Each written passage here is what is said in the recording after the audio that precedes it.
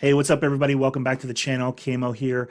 Today I'm going to be reacting to The Gift Basket by Gabriel Iglesias, aka Fluffy. A lot of people, not so much right now with the full beard and everything, but back when I had a goatee, a lot of people would say I looked a lot like him. So hopefully this is good. Usually his stuff is always funny, so I'm ready to laugh. Let's go. I thought it would be great if I could tell an old story that was from years ago that never made it to a 1 hour special. And the cool part about this story is that it now has a different ending. The story is called The Gift Basket. A lot of people seem to know this one. Some of you know it, some of you don't know it, but after this, you're never gonna forget it. All you have to know about this story is that all the people involved have always been and will continue to be friends. That being said, Martin and I, all the good ones start like that. Martin and I are scheduled to perform in Northern California. I have a friend like that too. I won't say his name just to protect him, but I have a friend that when I say so-and-so and I, they're like, oh, this is going to be a good one. This is going to be a good story. So apparently that's his, Martinez, that to him. Usually we fly, but this particular day I was having a problem with Southwest Airlines. They wanted me to pay for an extra seat for someone who wasn't traveling with me. Take your time, you'll figure it out. Luckily never been there, never had to pay for an extra seat, but sadly I do have to ask for a seatbelt extender because the ones they offer, they would work for like one of my thighs. Let's just put it that way. Anyway, I tell Martin, I'm not paying for an extra seat. Let's just drive. It's 6 hours. So we headed north. 3 hours into the drive, we're passing through a city called Fresno. And as we're passing, hey, Fresno 559, get us away.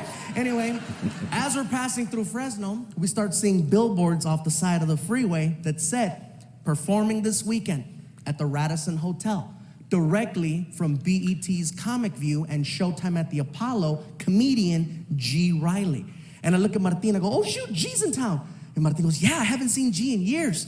So we're like, let's stop by the hotel and say hi. So we pull into the parking lot. We walk in. I tell Martin, he doesn't know we're here. I'm gonna crank call his room. He goes, what are you gonna say? I said, I'm gonna tell him that I'm the front desk and that he just received a gift basket. What's so funny about a gift basket? I said, I'm gonna describe it over the phone. And I'm gonna make all the items that are in this imaginary basket become items that stereotypically a black person might like. It's crazy. I said, I'll tell you what, we got 2 hours to kill. How about this? How about we go to the supermarket and we make an actual racist gift basket and we'll have it delivered and we'll wait outside to see what happens. I said, are you down? You got to be good friends to do that, but that is pretty funny. Store and we start to design the sickest practical joke ever. I get a shopping cart and I'm like, all right, we need a basket. So I find one, I take out the grass, the plastic eggs, and the chocolate rabbits, and we start hitting the aisles. First item I grab is a fried chicken about that big, okay? See how quick that laugh was? Yep. There's a few black people in here like, mother, this better be funny.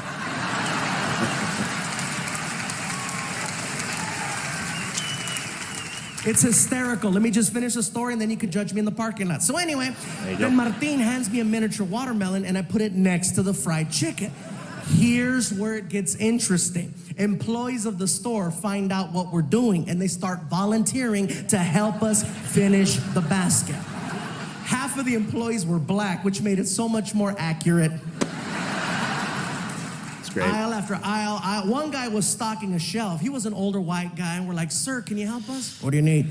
My buddy Martin and I are trying to make this messed up racist gift basket for our black friend as a practical joke. Can you think of something we can put in there? Without even blinking an eye, the guy was like, you gotta have Kool-Aid.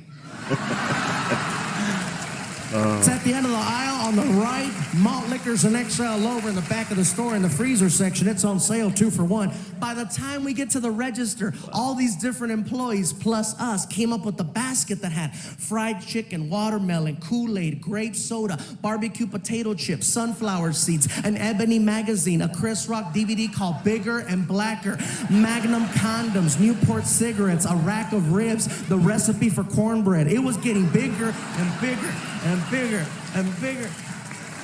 Icing on the cake. I just gotta say that like the way he puts those things in that specific order, it flows.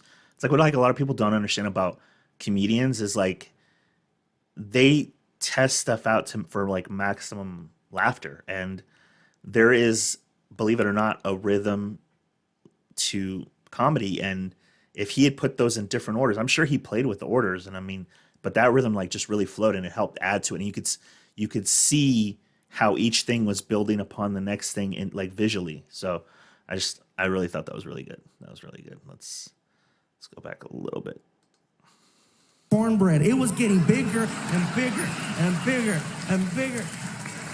Icing on the cake, we find a greeting card that's on clearance from Halloween, and it has a picture of 3 ghosts on the cover wearing sheets. There we go. I tear off the half that says Happy Halloween, and on the back of the card, I write, Welcome to Fresno. Love, the Chamber of Commerce. And we stick it to the basket. We made it all nice and pretty, and we haul ass to the hotel. We pull up. We walk in. The basket is hot as hell, so I'm racing in. I get inside, and I put it on the counter as fast as I can, bro. It's too perfect. There's a black girl behind the front desk. As soon as I put the basket down, I hear...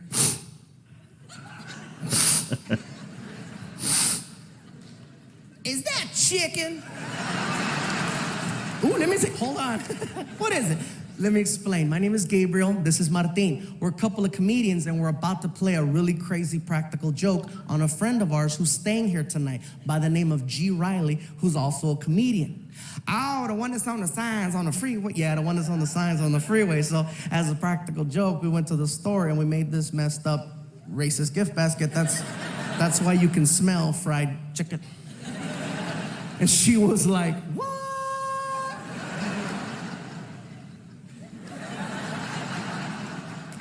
You need Jesus, that's what you need. Kiki, girl, you better hang up that phone. You ain't gonna believe what I'm looking at over here, girl.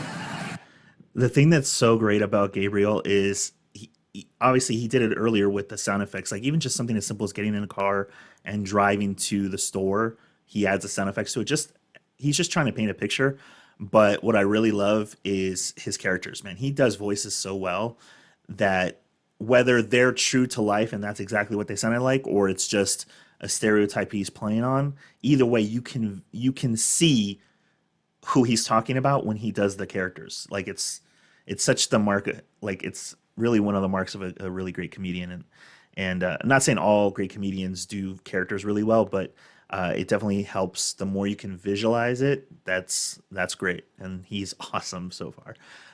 He's always awesome at this. Listen, we think it would be hysterical if we could have you deliver the basket for us. She lost it. Oh, the hell you didn't. I know you didn't just ask me to take that to a black man. You are out your damn mind. Oh, Lord, give me the strength to not kill this big-ass Mexican over here, Lord.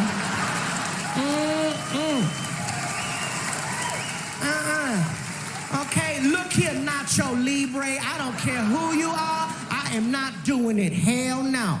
I'll give you $50. Where that motherfucker at?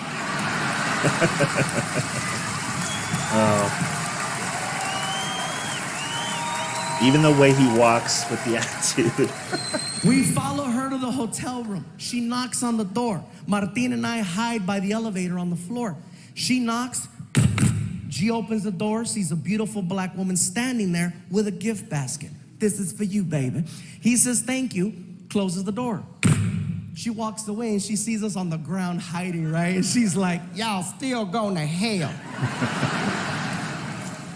We get up and we walk over to the door and we put our ear, listen, This is what we hear inside. Woo! Chicken. Oh, Kool-Aid. He's getting excited over every single item. I mean, so far I'd be pretty happy with everything. If I'd open that too, I'd be pretty happy. Welcome to Fresno. Love the Chamber of Commerce. Hell yeah. He Then we likes feel too him much. flipping the card over because his voice changed. He's like, oh yeah, man, this is what the f. Outside the door, we heard racist bastards. When we heard racist bastards, we lost it. Ah!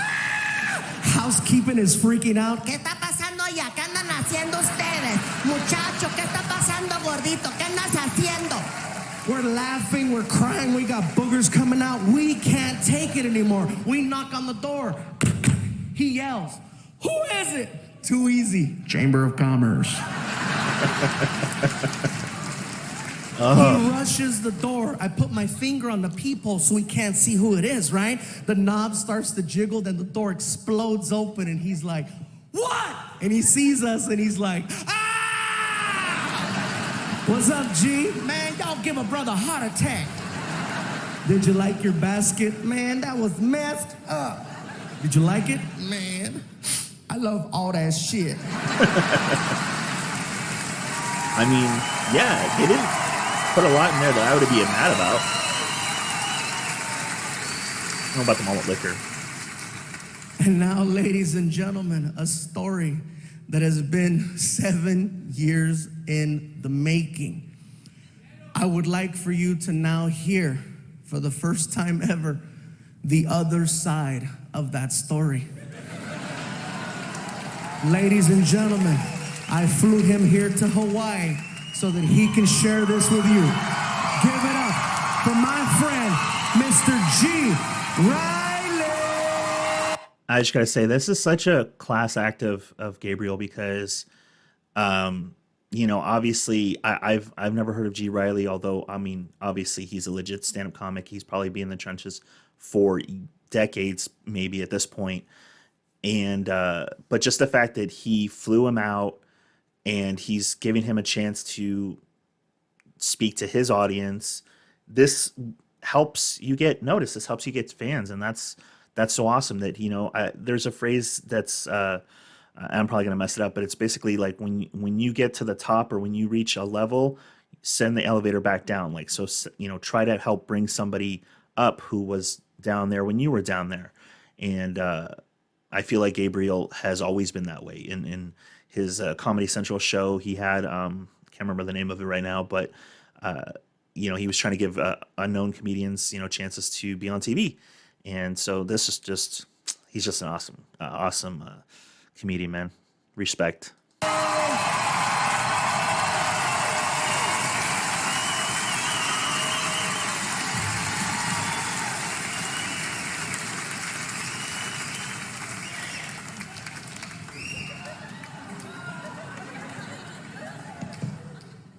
I gotta be honest, I didn't know it was racist. I thought it was lunch.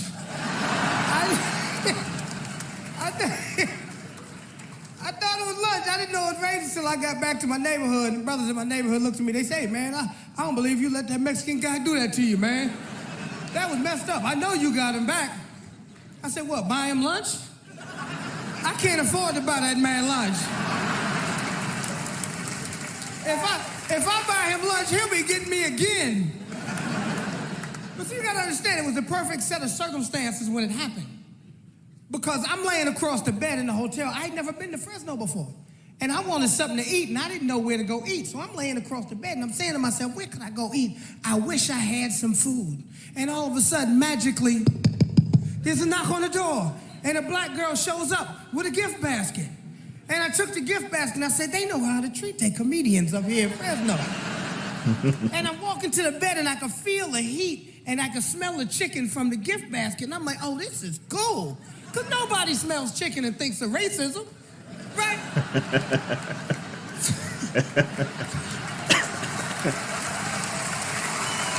That's a good line. Right, so I see the watermelon. I'm like, oh, this is cool. They know how to treat a comedian up in here. I I get to the card and I look at the card and I go, what the is going on? I said, oh my God, I'm working for the Ku Klux Klan.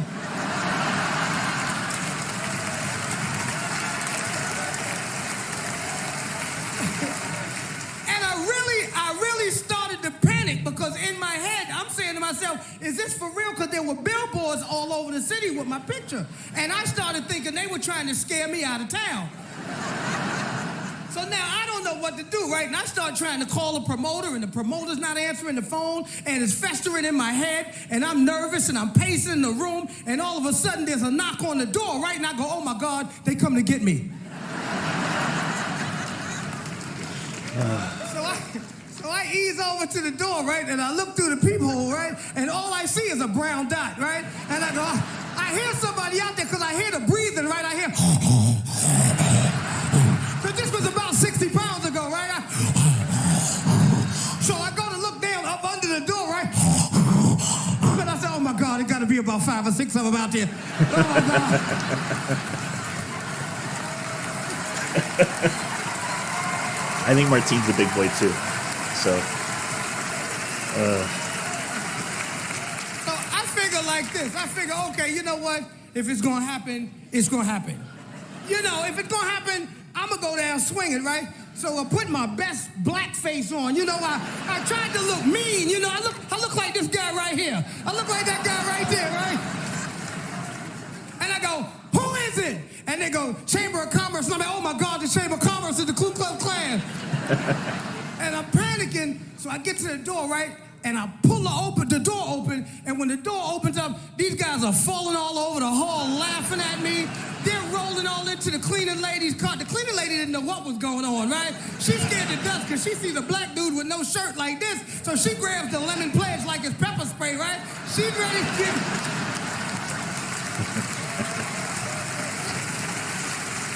oh boy.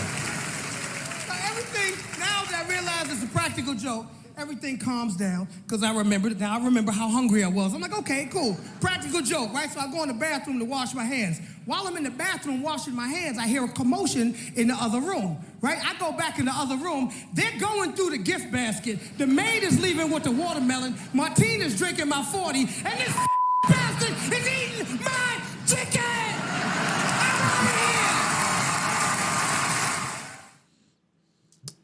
All right, guys, that was it. That was the gift basket by Gabriel Iglesias. I really, I thought that was a great story. The way he sets up his stories with just visualizations, pictures, and then, you know, there was in the beginning, there wasn't a lot for me to really react to because a lot of it was set up. But then once he got into, let's go make him a racist gift basket, like I was like, I'm in, and it was pretty funny, man. Not a letdown at all. So, all right, guys, thank you guys for watching. If you guys have another video you guys would like me to react to, put in the comments below. If you guys could please like and subscribe to this channel, it really helps me out. I appreciate it. And until next time, guys.